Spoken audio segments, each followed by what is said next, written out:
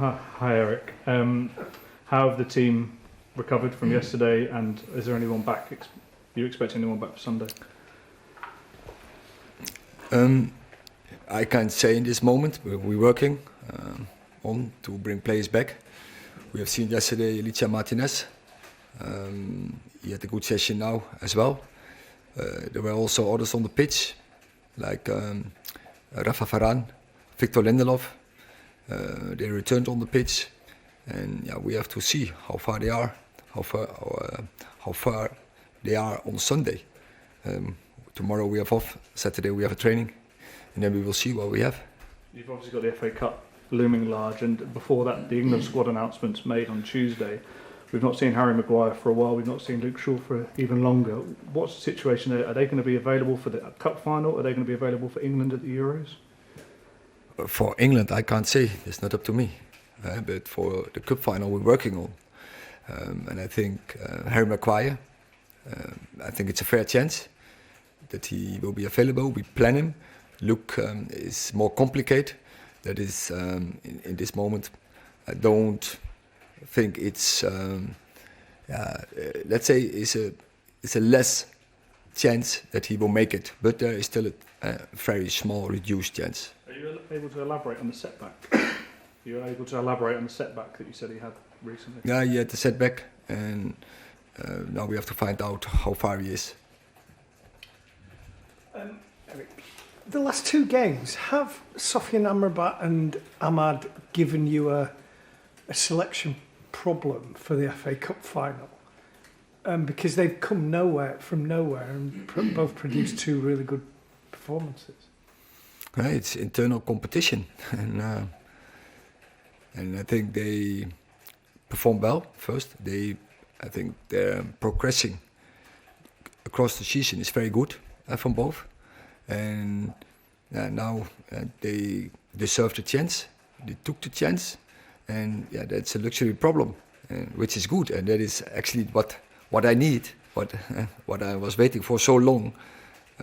Actually, I was waiting for a whole season. Such a luxury problem, and we need a squad to win both games. Yesterday, Wolves released a statement about VAR saying they want to scrap it, and the Premier League are obviously going to vote on it. What is your view? Can you see a world without VAR, or do you think we're stuck with it and we've just got to try and make it better? I don't think there is a way back, and so in principle it makes the football more fair. But there are some problems, and I think we have to find solutions for those problems. So we have to make improvements. Hi, you mentioned the amount of potential you see in the squad. I wonder, going forward, especially in the summer, what do you think you need to change or add for the squad to reach that potential? I know I have this in my back head, and my focus is we have 10 days, two very important games. So now the focus is on the two games. Wayne Rooney was quite critical yesterday after the game about the squad in general, saying there needs to be an overhaul, you need to build around Bruno and the young players. Do you think that's quite unfair, especially considering the injuries you've had? As I say, I look at the two games. That's important, and other issues will only distract us. We know what we are building on, and we have to keep this process going. But at the same time, we have to win games, and two very important games. And so all the focus, for me, from the team, has to be on those two games. Erik, what do you make of Brighton specifically, and how important is a big finish to this Premier League campaign, especially in advance of this FA Cup final?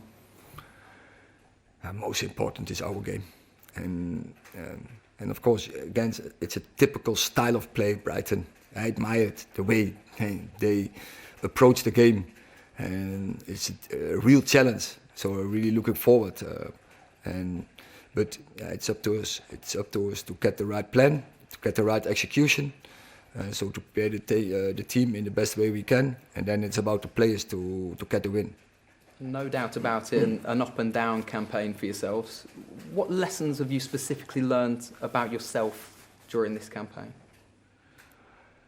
I think also that I don't go into a reflection in this moment. My focus is, and that is the main, win those 2 games. And I think that is all the energy I have now has to be in those 2 games. Neil. Erik, was the last 2 games, I know they lost against Arsenal, but still the performance was there. Did it give you, or did it show the belief that the players are still playing for you? Because often when there's a run of bad results, they say, oh, he's not playing for the manager. But that was an example that they were. There was only one very poor performance, and so all the others. There was always a very good spirit. I would also almost say across the season, across all the problems we had, and I don't think I have to sum them up again.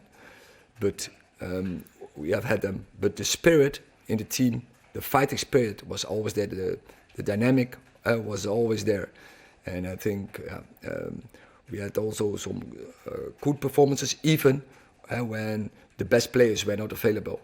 And sometimes, but you know, when all the best players are not available and you have to change so many things, the patterns are not there, and the routines are not there.